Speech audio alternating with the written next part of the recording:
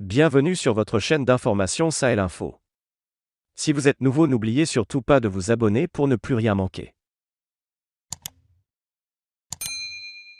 Alors que les autorités du Burkina Faso ont entériné une transition de 3 ans avant l'organisation des élections dans le pays, la CEDEAO a estimé que cette durée est trop et a annulé une visite prévue dans le pays jeudi en signe de protestation. Le président de la transition du Burkina Faso, Paul-Henri Damiba, a prêté serment mercredi en tant que chef de l'État. Avant cela, il a validé la charte de la transition qui lui permet de rester aux affaires pendant 36 mois. Cette durée de la transition qui, selon le colonel, est raisonnable pour mener à bien son chronogramme avant les élections, a été rejetée par la CEDEAO qui a estimé qu'elle était trop longue pour une transition.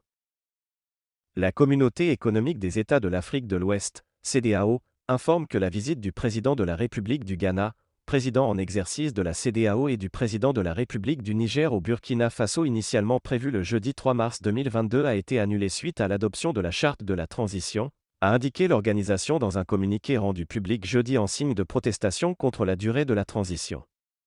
Dans le même communiqué, la CEDEAO indique que une délégation ministérielle se rendra à Ouagadougou dans les prochains jours.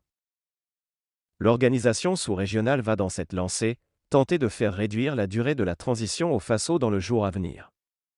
Il est donc utile de savoir si Damiba et son équipe vont accéder aux exigences de la CEDEAO ou si la charte restera sans modification.